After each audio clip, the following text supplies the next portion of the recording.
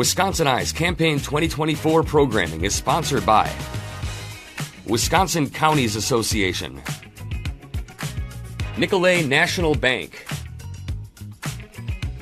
Wisconsin Hospital Association,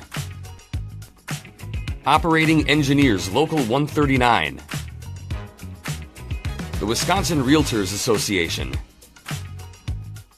the Wisconsin Laborers District Council, and North Central State's Regional Council of Carpenters. To support programs like this, please consider a tax-deductible donation at wiseye.org/donate or by texting WisEye to 44321.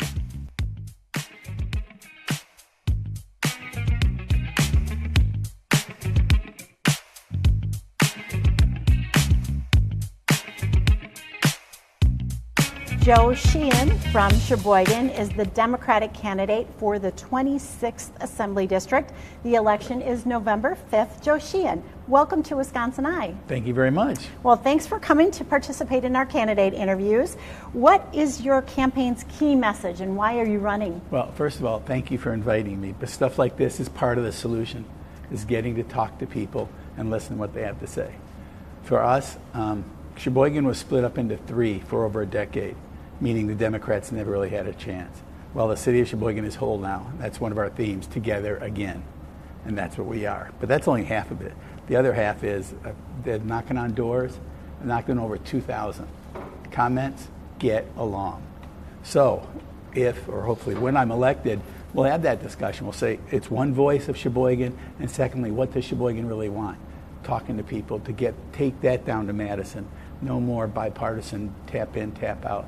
Let's talk. So that's what I'm about, getting along and making sure that Sheboygan now has a voice. So if you're elected, what's an example of a bill that you would prioritize introducing? There's a lot of bills out there. Again, I'm a rookie, so the good and bad thing about that, good thing is I'm fresh. The not so good thing is I'm not aware of the details of some of these pieces. But some of the bills, one, I know they were close when it came to housing, affordable housing. They said, well, we were going to talk. It didn't happen, but that's just one example. That's a priority issue for you. Yes. My background, education is a huge piece. We've got to redo the funding of public education. In '02, we were 11th in the country as far as dollars behind each child. Now we're 24th.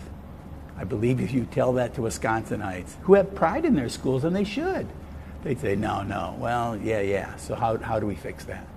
So if you're elected, you'll be entering the legislature during a biennial budget year. Right. And as you maybe know, Wisconsin is projected to have a more than $3 billion surplus. Right. What would be your top two priorities for use of that surplus? Well, public education is number one. And there'd be so much money going to that, that would be the only one for me. But again, redoing a formula that doesn't rely on, okay, now it's going to change, now what? Well, no, here's what the formula is going to be. No, for the next several years, that's what you can depend on. And that's the piece. In your answer, you don't mention taxes as a use for that surplus. A lot of legislators are talking about the need for tax reform or tax cuts. And they're right. I mean, you can't put all that into education. That's just like putting it all into tax cuts. What kind of tax cuts would you do? I know there's the middle income when it comes to rent and that for people. That would be a possibility of one. But again, the other ones, and I'm not trying to not your questions, it's some of these, I hope I'm open, because quite frankly, it doesn't matter what Joe thinks. It matters what my constituents think. And that's why I saw you roll your eyes when I said I've knocked on 2,000 doors. I'll knock on 2,000 more. People need to tell me what they want. You mentioned K-12 education as a main priority for you. What do you think is going right or needs to be fixed in K-12 education? Talk about the spending formula. Is there some way you would go about fixing that? All I know is it's broken. How to fix it, I'm not sure. But I do know some things. Again, I was a Sheboygan superintendent for 20 years. And we're blessed in Sheboygan. But what we did, contacted businesses. They would come to me, Joe, I need a workforce. I need a skilled workforce. Help me. I said, great, let's do it. So I got CEOs from large companies and teachers and parents and people in the trades got together. And we hope to look it up. It's called Red Raider Manufacturing.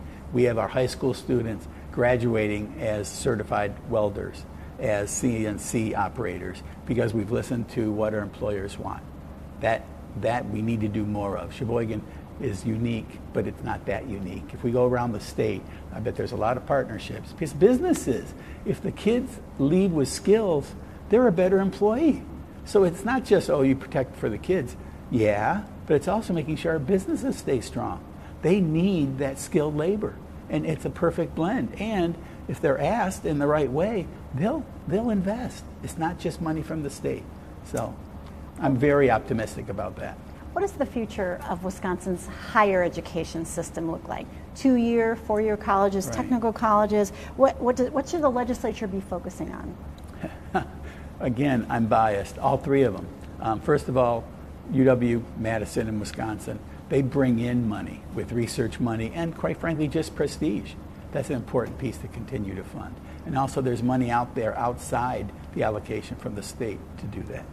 Secondly, the 2-year, there's a lot of people in 2-year that they've come back. They've been in their 30s and 40s. I want to go back to school. We'll keep that available to them. Also, people graduating from high school. They can come out, I'm not sure what I want. Well, I know I don't want to spend X amount of dollars at the 4-year when I don't know really what I want. I'll start out with the 2-year. And lastly, the technical colleges are huge. Again, in Sheboygan, with the industry and that we have, they're available. And they do tons of workshops with our employers of keeping their people up to snuff. And again, it's skilled labor. So you're for more funding for the universities of Wisconsin system? Yes. But on the other side too, and I'll say that public ed, we can't just say, well, just give us more money. What are we doing that we need to do something different to make sure that we are truly getting our bang for our buck? What do you see as the state's largest workforce development challenge, and how would you propose addressing it? I thought I just answered that. I'll answer again. Again, the whole thing is partnering with our businesses. I mean, that's a huge piece. And doing that, and then how'd you get that? We still have these vacancies that we can't fill. Well, have you gone to your K-12? Have you talked to them? And again, it's both. It's connecting on that. So I think the more we do that, the more, again, we're money from the state, but it's not all from that. And then it snowballs. I know it has in Sheboygan. We started with build for construction. We had kids building a house. And I kind of joked when I was superintendent. By the time I left, I said, man, you guys are building houses I can't afford. So, but that was just an example of the trades getting together, said, we need more people in the trades. Okay, open our doors. Let's make it happen. Investments in public and energy infrastructure grow our state's economy. These investments also provide an opportunity to invest in our state's workforce, but currently there are no requirements for hiring local workers. Would you support a state resident hiring requirement for state, local, and utility scale infrastructure investments? I think it's critical that the money coming from Wisconsin stays in Wisconsin. Now, there may be some pieces where there may be specialized that might not happen, but most definitely. Employee classification is an issue in the construction industry. Some employers misclassify workers as independent contractors or pay them in cash off the books. This lowers costs by avoiding payroll taxes and unemployment insurance, and it puts compliant companies at a disadvantage when bidding on projects. Plus, misclassified workers may be denied minimum wage protections or overtime pay. Are you aware of this issue, and what would you do about it? Just become aware of it, quite frankly. And what to do, I don't know yet. All I know is that's not fair. That's just not fair. If you're playing by the rules and you classify the people accordingly, and you hire them, great. But remember, they have workers' comp and they have other that they need support. It's just not fair if they not count that. And the payroll taxes that aren't connected. So yeah, we need to interview that. And I don't know how we get through it, but I bet there's some smart people out there that says, let's close that loophole, and here's what we would do.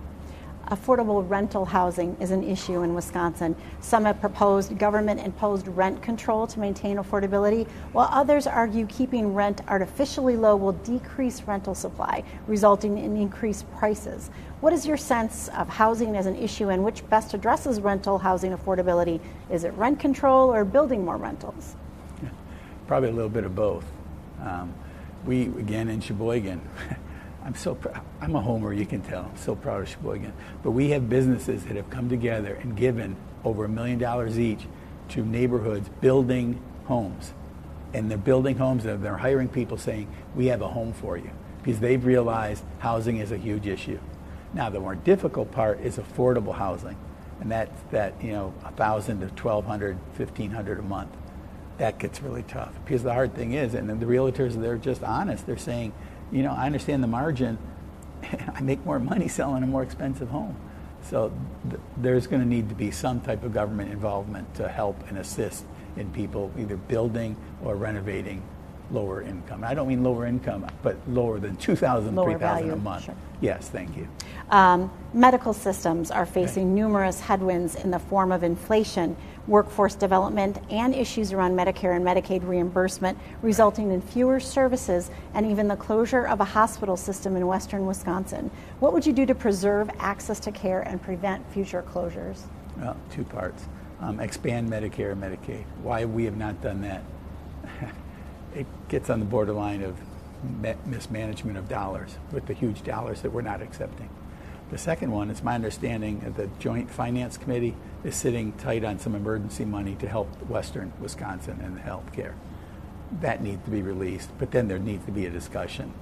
We can't just slowly but surely lose medical support on the western side of the state. It's not going to be an easy one, and of course it's going to cost some money, but having people not insured also costs. So. Mental health care is also a growing concern for Wisconsinites and for state and county budgets. In your district, what are you hearing about this issue, and how would you address mental health care? And again, my background in education is we've expanded the support children receive for health care, mental health care. I think the taboo is finally going away. I think if you'd ask anybody, any of you, including myself, do you know someone that struggles with mental health? I think we all know somebody. Well, that's not okay anymore. What are we going to do about it? So, what do you think the legislature should invest in or do differently? And again, I know I'm repeating myself again and again. In my opinion, again as a rookie, politicians shouldn't be making decisions. What they should be doing is pulling in the expertise in that area and the people impacted by the possible policy, then make a decision. Don't make one that's politically savvy. Do what the people are saying it's important to them. So I think people are committed to the western side of the state. Okay, what's that going to look like? Moving on to abortion policy. Sure. How should Wisconsin move forward on the issue of abortion? Well, where I'm concerned, the support of women to have the access to their own reproductive rights, period. I support that. No limits? Correct. Transportation. And the limits, only with that, then the limits, I believe a woman and her doctor know what the limits should be, not politicians. Moving on to transportation, what are the pressing transportation needs in your district, and how important is it that these needs are addressed and for the state to keep on schedule with the reconstruction of aging interstates and significant corridors of commerce?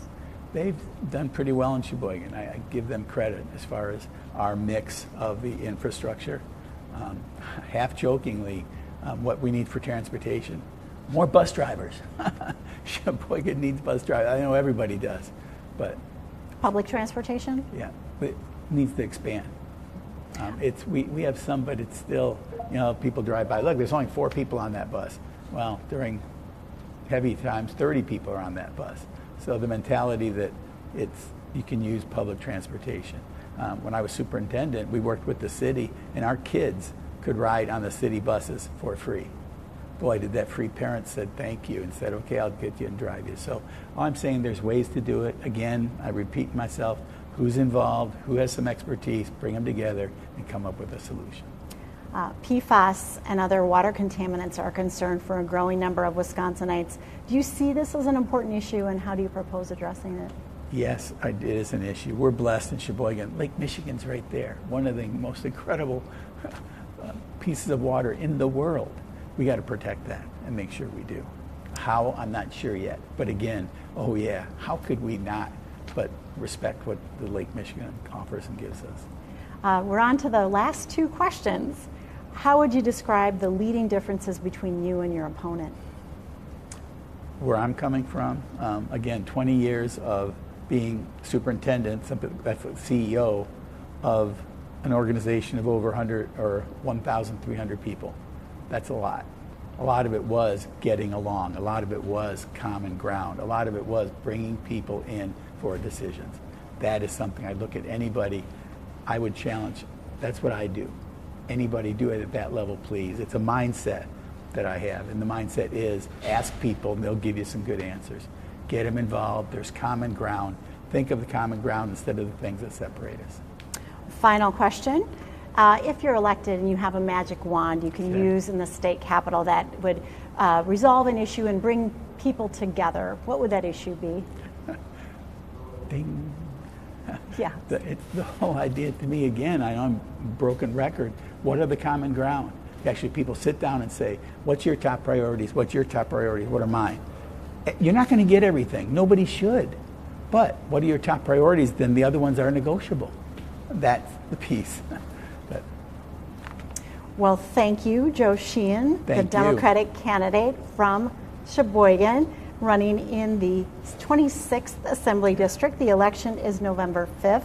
Joe Sheehan, thank you for talking with WisconsinEye. Thank you very much. Help get. This programming is brought to you by our generous sponsors. Thank you for watching.